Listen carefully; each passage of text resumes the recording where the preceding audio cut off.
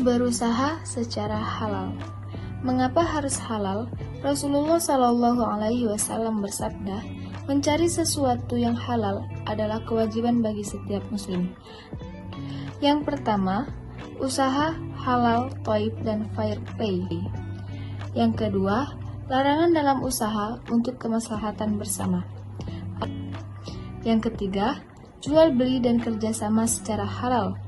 Dan yang keempat, menjadi halal dengan penyebaran kemaslahatan untuk seluruh karyawan. Maksud dari usaha halal, thayyib, dan fair play, berusaha dengan halal dan thayyib. Berusaha dan mencari rezeki di dunia ini merupakan suatu keharusan, karena dengan cara ini manusia bisa hidup dengan layak dan bisa menghidupi keluarga dan saudaranya yang tidak mampu.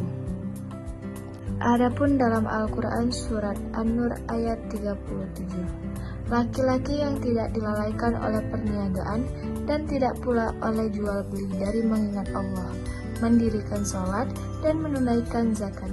Mereka takut pada hari pembalasan yang pada saat itu hati dan penglihatan menjadi hari kiamat. Beberapa catatan penting yang berkaitan dengan cara untuk cari rezeki yang halal. Yang pertama, mencari rezeki dengan cara yang baik. Yang kedua, larangan memakan harta orang lain dengan cara yang batil.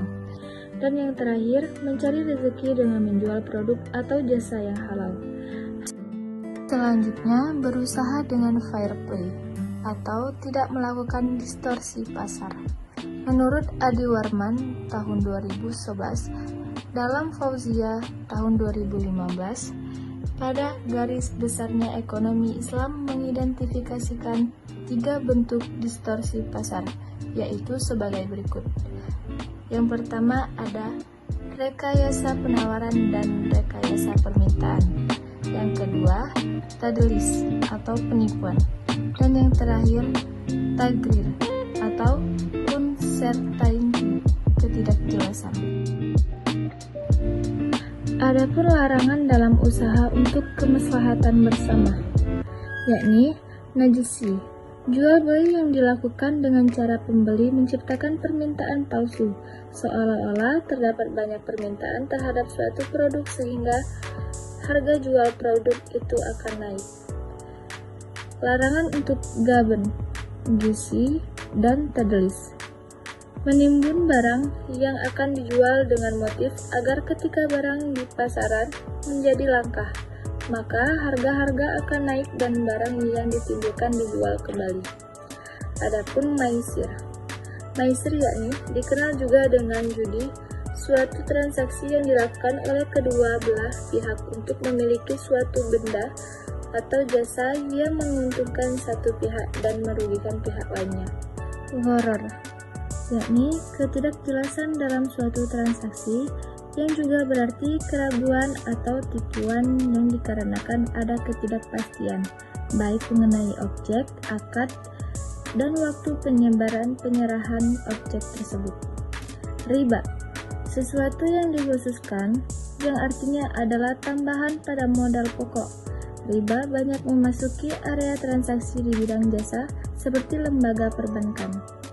Mudettar, dilarang karena mempermainkan harga dan membeli barang dari seseorang yang sedang dalam keadaan kekurangan dan kepepet. C. Jual beli dan kerjasama secara halal atau win-win solution. Beralihnya produk atau jasa dari tangan penjual ke tangan pembeli bukan hanya melalui proses jual beli yang harus diselesaikan di suatu tempat dan selesai pada saat itu juga.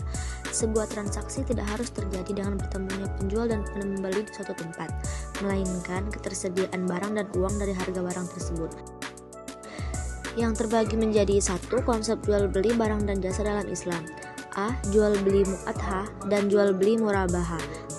B. Jual beli salam atau salaf. C. Jual beli istisna. D. Jual beli jasa. 2. Konsep sewa dan pengupahan dalam Islam.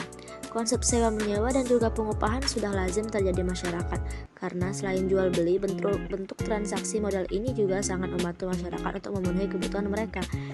Yang pertama adalah konsep sewa menyewa, dan yang kedua adalah konsep pengupahan dan pemberian bonus. Konsep kerjasama dalam Islam. Konsep kerjasama dalam Islam terbagi menjadi 3, yaitu yang pertama konsep musyarakah dan syirkah, yang kedua konsep musyaroh dan mukarobah, dan yang ketiga yaitu konsep musakot. Menjadi halal dengan menyebarkan kemaslahatan untuk seluruh karyawannya.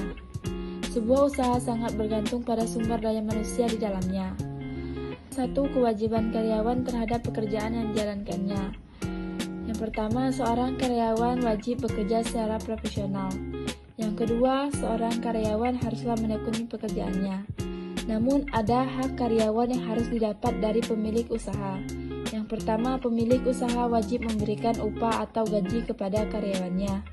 Yang kedua, ketika usaha sudah relatif besar, mempunyai laba yang bagus, dan mempunyai sistem keuangan yang baik, maka yang hendaknya pemilik usaha mengupayakan untuk membesarkan diri sendiri dan juga membesarkan karyawan-karyawannya.